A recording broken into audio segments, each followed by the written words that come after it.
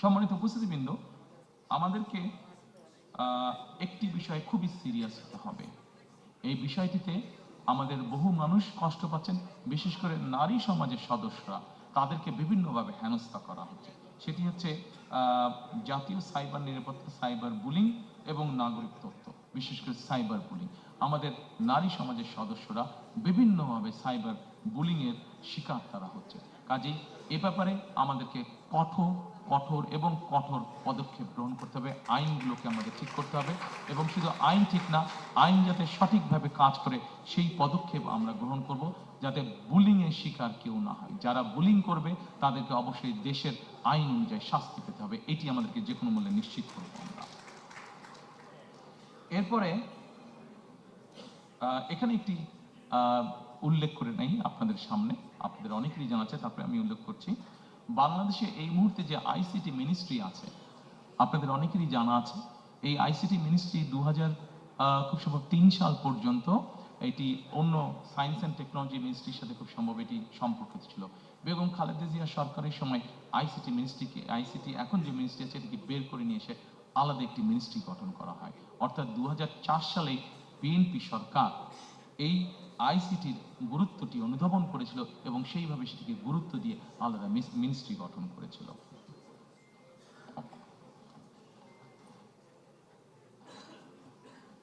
সম্মানিত উপস্থিতিবৃন্দ, এরপরে রাজস্ব আয় ও ব্যবস্থাপনা আছে।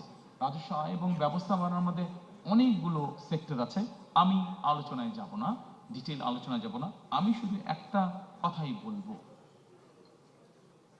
সম্মানিত উপস্থিতিবৃন্দ, একটি দেশ পরিচালনার জন্য অবশ্যই অর্থের প্রয়োজন হয়, রিসোর্সের প্রয়োজন হয়। আমাদের দল আমরা মনে করি, আমরা যদি আমাদের সরকার মানুষের কর্মসংস্থান যত বেশি তৈরি করতে পারবে, বিনিয়োগের অবস্থা যত বেশি তৈরি করতে পারবে, যত বেশি মানুষকে বিনিয়োগ করাতে পারবে, অটোমেটিক নর্মালি সরকারের রাজস্ব বৃদ্ধি পাবে। আমি সেই জন্যই বরাবর আপনাদের সামনে বলেছি, আমাদের মূল লক্ষ্যই হচ্ছে যত বেশি সংখ্যক কর্মসংস্থান তৈরি করা, যত বেশি সংখ্যক দেশি এবং বিদেশি বিনিয়োগকারী যারা আছেন তাদেরকে উৎসাহিত করা, প্রতিষ্ঠান তৈরি করা, বিনিয়োগ করা, বিনিয়োগের মধ্যে শিল্প এবং শিল্প প্রতিষ্ঠান তৈরি করা, যাতে করে বেশি সংখ্যক মানুষ কর্মসংস্থানের সুযোগ পায়। কারণ বিনিয়োগ করলে নিজে থেকেই রাজস্ব আয় বাড়বে।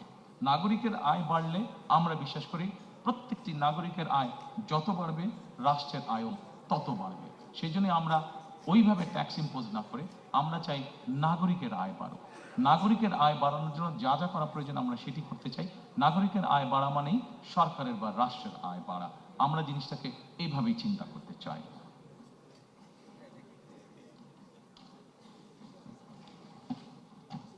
এরপরে সম্মানিত উপস্থিতিবৃন্দ, আপনাদেরকে অঞ্চল ভিত্তিক সুষম উন্নয়নের কথা মধ্যে আমি নিয়ে যেতে চাই। আমি একটু আগেই বলেছি বাংলাদেশের বিভিন্ন এলাকার বিভিন্ন গুরুত্ব রয়েছে। আমরা যদি চট্টগ্রাম দিয়ে শুরু করি, আমরা চট্টগ্রামকে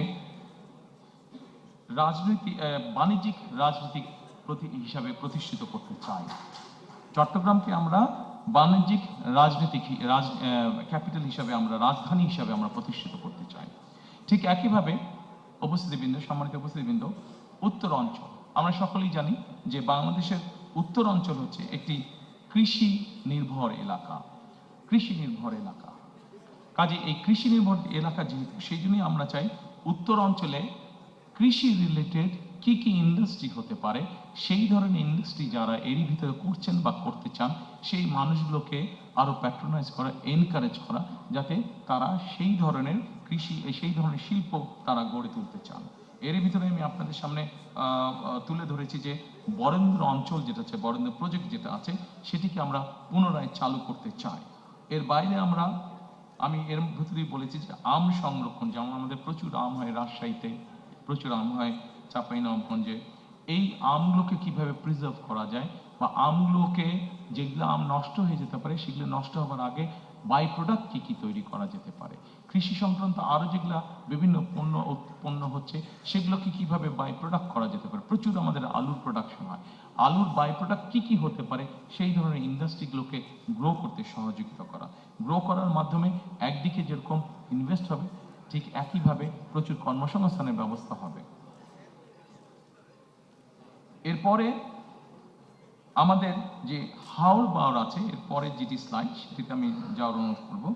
আমাদের দেশের বিভিন্ন জায়গায় বিভিন্ন হাওর বাওয়ারের কারণে বিভিন্ন প্রাকৃতিক দুর্যোগ বা বন্যা হয়ে থাকে।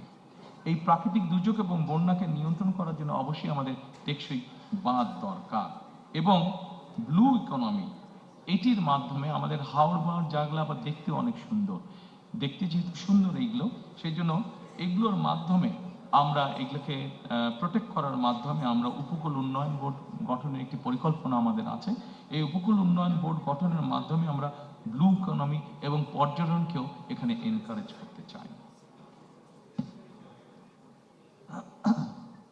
এরপরে আপনাদেরকে আমি অনুরোধ করব যে নগরায়ণ ও আবাসন এবং নিরাপদ টেকসই ঢাকা বিনির্মাণ। সম্মানিত উপস্থিতিবৃন্দ, ঢাকা পৃথিবীর যে কোনো দেশের রাজধানী থেকে অত্যন্ত পপুলেট একটি জায়গা। এখন কেন মানুষ ঢাকায় আসছে? ঢাকায় মানুষ এসে বসবাস করছে অনেকগুলো কারণে। সন্তানের চিকিৎসা, বাবা মায়ের চিকিৎসা, সন্তানের লেখাপড়া, জব সিকিউরিটি, এনভায়রনমেন্ট, সবকিছু মিলিয়ে মানুষ ঢাকাতে কিছুটা বেটার ফিল করে। কিন্তু আমরা যদি এই ফ্যাসিলিটিগুলো যদি আমরা বিভিন্ন জায়গায় আমরা তৈরি করতে পারি, ঢাকার আউটস্কার্টে যদি আমরা যেই ডিস্ট্রিক্টগুলো আছে সেখানে যদি তৈরি করতে পারি এবং সেখানে যদি খরচ কম হয় একজন মানুষের থাকার, সেখানে যদি ভালো স্কুল থাকে, সেখানে যদি ভালো ট্রিটমেন্টের ব্যবস্থা থাকে, সেখানকার পরিবেশটা যদি সিকিউর হয়, তাহলে আমরা মনে করি যে মানুষ সেখানেই থাকবে। হ্যাঁ, এখানে একটি বিষয় আছে, সেখানে থাকবে কিন্তু কাজ করবে কোথায়? কাজ সে ঢাকাই করতে পারে। একটু আগে আপনাদেরকে আমি বলেছি যে আমরা চাই রেল লাইনটাকে ডেভেলপ করার জন্য আমাদের পাবলিক ট্রান্সপোর্টটা।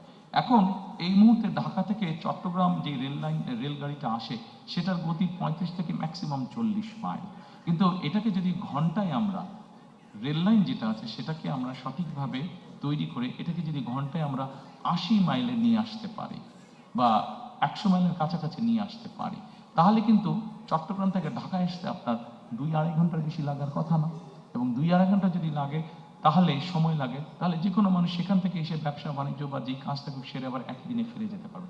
ঠিক এইভাবে আমরা যদি ঢাকার আশেপাশের সিটিগুলোতে আমরা স্যাটেলাইট টাউন গড়ে তুলতে পারি এবং সেখানকার সাথে যদি রেল কমিউনিকেশন আমরা তৈরি করতে পারি এবং মোটামুটি 1 ঘন্টা 45 মিনিটের মধ্যে মানুষ আসা এবং যাওয়া যদি করতে পারে, তাহলে আমরা ধারণা করছি যে বহু মানুষ তখন ঢাকা শহরে আর থাকবেন না। যেই ফ্যাসিলিটি ঢাকা শহরে আছে সেগুলো আমরা ওখানে দিতে পারবো এবং তার যেহেতু যাওয়া আসার জন্য ইজি হবে, তখন সেই মানুষগুলো তারা ওখানেই থাকবেন। শুধু যার কর্মস্থল ঢাকায় সে শুধু আসবেন, এসে কাজ শেষ করে আবার চলে যাবেন। পৃথিবীর অনেক উন্নত দেশগুলোতে এভাবে মানুষ করে থাকে। যদি তারা করতে পারে তাহলে আমরা এখন করতে পারবো না। এটি আমাদের একটা চিন্তা ভাবনা আছে। এরপরে সম্মানিত উপস্থিতিবৃন্দ, আমি আপনাদেরকে অনুরোধ করব পর্যটন খাত দেখার জন্য। অনেকেই আমরা দেখি যে আমাদের দেশে কক্সবাজারের মানুষ যাচ্ছে, আমাদের দেশে আরো কয়েক জায়গায় মানুষ যাচ্ছে, কিন্তু আমরা যদি খেয়াল করে দেখি কক্সবাজারে যে পরিমাণ মানুষ যাচ্ছে সুন্দরবনে সে পরিমাণ মানুষ যাচ্ছে না। যাচ্ছে, কিন্তু সুন্দরবন কিন্তু অনেকগুলো ছোট ছোট প্রাইভেট সেক্টরে অনেক ছোট ছোট কিন্তু টুরিস্ট স্পট হয়েছে। কেন যাচ্ছে না? এই জিনিসগুলো আমাদেরকে সুন্দরভাবে উপস্থাপন করতে হবে। আমাদের দিনাজপুরে এরকম অনেক পুরনো রাজবাড়ি আছে, অনেক মসজিদ আছে, অনেক মন্দির আছে যেগুলোর ট্যুরিজম ভ্যালু আছে, যেগুলোর হেরিটেজ যেগুলো আমাদের, কিন্তু সেই জিনিসগুলোকে আমরা উপস্থাপন করতে পারিনি সঠিকভাবে। নিশ্চয়ই আপনাদের চোখে পড়েছে, আমি যখন লন্ডনে ছিলাম তখন আমি হঠাৎ একদিন খেয়াল করলাম যে সৌদি আরব তাদের ট্যুরিজমের বিভিন্ন বিষয় অ্যাড দিচ্ছে ইন্টারন্যাশনাল টিভি চ্যানেলগুলোতে। তারা বর্তমানে সৌদি আরব তাদের ট্যুরিজমকে এনকারেজ করছে, বিভিন্নভাবে গড়ে তুলছে, ট্যুরিস্ট অ্যাট্রাক্ট করার চেষ্টা করছে। আমাদের এতদিন ধারণা ছিল সৌদি আরবে মানুষ শুধু যায় ধর্মীয় কারণে বা ব্যবসা বাণিজ্যের কারণে, কিন্তু এখন তারা আস্তে আস্তে ট্যুরিজম অ্যাট্রাক্ট করছে। তো সৌদি আরবের মতন দেশ যদি ট্যুরিজম অ্যাট্রাক্ট করতে পারে, তাহলে আমরা কেন পারবো না? আমাদের অনেক স্কোপ আছে, অনেক সুন্দর সুন্দর। আমরা রাজশাহীর আম বাগান যেটা আছে, দিনাজপুরের লিচু বাগান আছে, আমরা সেটিকে ঘিরে কেন ট্যুরিজম তৈরি করতে পারবো না? হল্যান্ডে যদি টিউলিপ গার্ডেন দেখতে যেতে পারে মানুষ, তাহলে আমাদের এখানে আমরা কেন এরকম গার্ডেন কোথাও নেই বা কেন তৈরি করতে পারবো না যেখানে মানুষ দেখতে যেতে পারে? কাজে আমরা যদি চেষ্টা করি, আমরা যদি পরিকল্পনা গ্রহণ করি, অবশ্যই আমরা ট্যুরিজম সেক্টরকে শুধু যে কক্সবাজারই সমুদ্র সৈকত দেখতে যাবে তা না, এর পাশাপাশি অনেক ট্যুরিজম সেক্টর, অনেক স্পট, অনেক ডিফারেন্ট কাইন্ডের স্পট আমরা গড়ে তুলতে পারবো ইনশাআল্লাহ। এরপরে আপনাদেরকে আর কষ্ট দিতে চাইবো না, আমরা লাস্টটাতে আমাদের চলে এসেছি। আমাদের যে লাস্ট স্তম্ভ সেটিতে আমরা কম বেশি চলে এসেছি। এটি হচ্ছে ধর্ম, সমাজ, ক্রীড়া, সংস্কৃতি ও সংহতি। প্রথমেই আছে ধর্মীয় সম্প্রীতি ও পাহাড় ও সমতলের নির্গোষ্ঠী। সম্মানিত উপস্থিতিবৃন্দ, এটি অনেক বড় আছে। আমরা প্রথমেই বলেছি ধর্ম যার রাষ্ট্র, যার যার রাষ্ট্র সবার, আমরা এইভাবেই বিষয়টিকে দেখি, এইভাবেই জিনিসটাকে বিশ্বাস করি।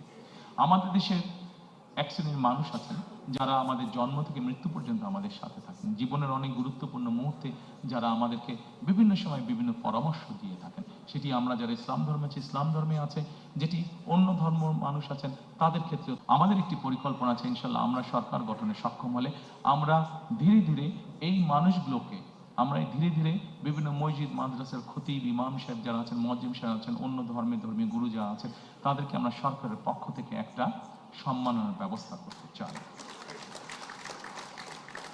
সম্মানিত উপস্থিতিবৃন্দ, যেহেতু বাংলাদেশ মুসলিম প্রধান দেশ, এই দেশের বহু মানুষ প্রতি বছর হজ করতে চান, কিন্তু আমরা প্রত্যেকবার দেখেছি এই হজের যাওয়া আসার খরচ অত্যন্ত বেশি। অনেক মানুষকে এর জন্য অনেক কষ্ট পোহাতে হয়। আমরা এই খরচটাকে কমিয়ে নিয়ে আসার চিন্তা ভাবনা করেছি এবং আমরা মনে করি আমরা যদি এখানে থার্ড এয়ারলাইনকে এন্ট্রি দিতে পারি, তাহলে আমাদের হজ যাত্রীদের খরচ, টিকিটের খরচ অনেকাংশে কমিয়ে আসবে এবং আমাদের পরিকল্পনার মধ্যে এটা রয়েছে কিভাবে আমরা এই হজ যাত্রীদেরকে সুবিধা দিতে পারবো, তাদের খরচটা কমিয়ে আনতে পারবো।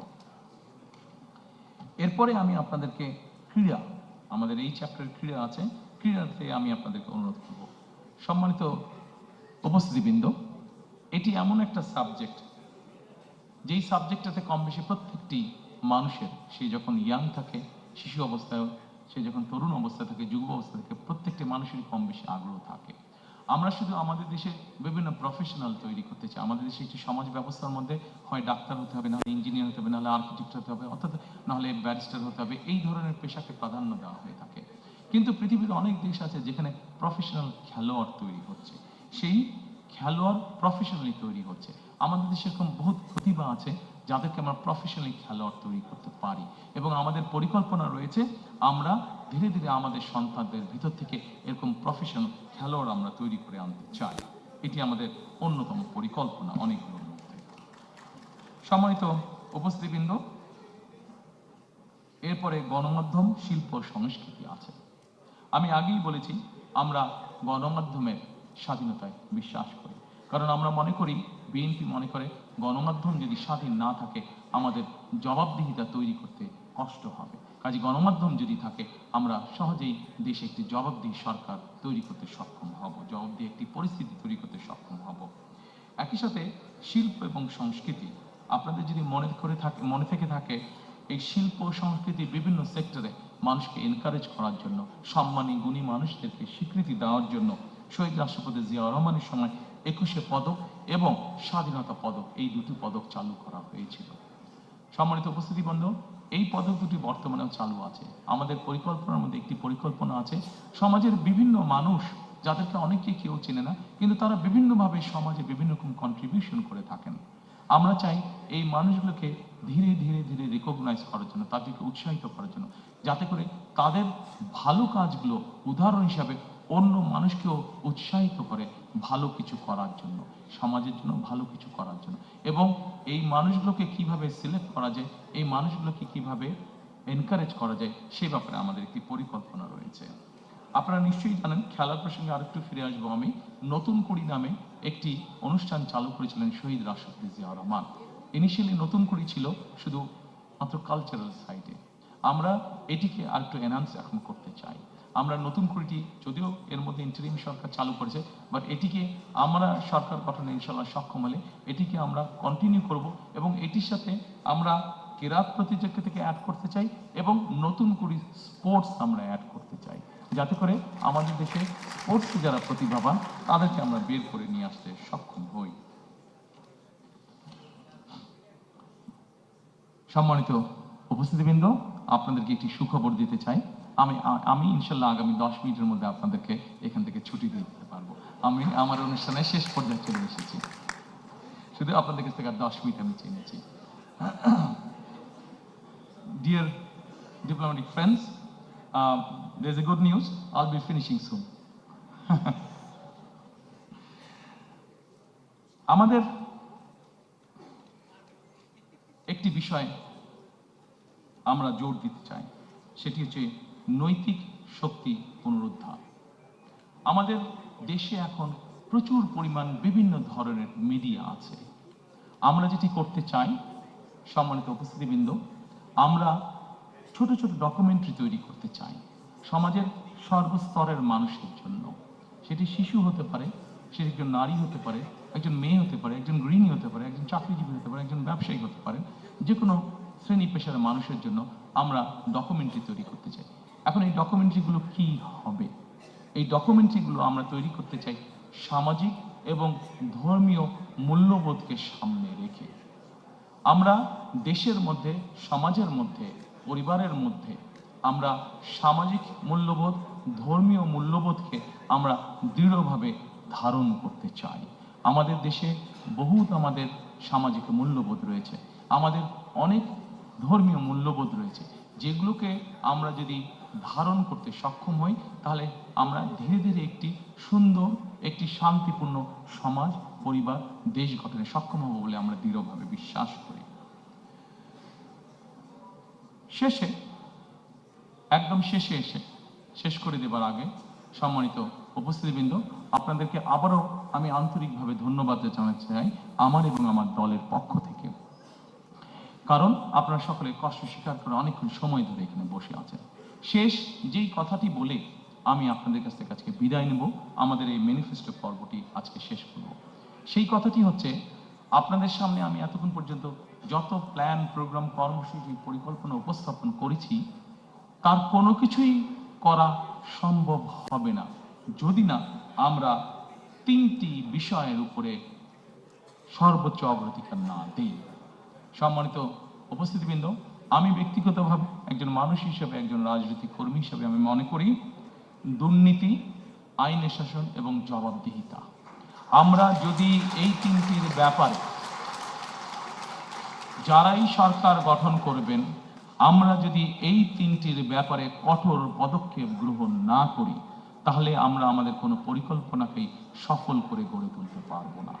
এবং আজকে এখানে দাঁড়িয়ে আমার দলের পক্ষ হয়ে আমি আপনাদেরকে এতটুকু বলতে চাই যে আমার দল, বাংলাদেশ জাতীয়তাবাদী দল, আগামী 12 তারিখে নির্বাচনে জয়ী হয়ে ইনশাআল্লাহ সরকার গঠনে সক্ষম হলে আমাদের সর্বাধিকার, সর্বোচ্চ অগ্রাধিকার থাকবে এই 3টি বিষয়ের উপর গুরুত্ব আরোপ করা: দুর্নীতি, আইনের শাসন এবং জবাবদিহিতা। যে কোনো মূল্যে আমরা এটিকে সর্বোচ্চ অধিকার দিব। সম্মানিত উপস্থিতিবৃন্দ, আজকে আপনাদের কাছ থেকে আবারও আপনাদেরকে আন্তরিকভাবে ধন্যবাদ জানিয়ে এই অনুষ্ঠানে অংশগ্রহণ করার জন্য আপনাদের সকলকে আন্তরিক শুভেচ্ছা জানিয়ে আজকে আমাদের এই ম্যানিফেস্টো অনুষ্ঠান আমি আনুষ্ঠানিকভাবে আমার পক্ষ থেকে আমার পক্ষ থেকে শেষ করছি। আমি আপনাদের সকলের কাছে বিদায় নিচ্ছি। Thank you so much. Member of Diplomatic Corps, thank you so much for taking so much time and patience to hear me.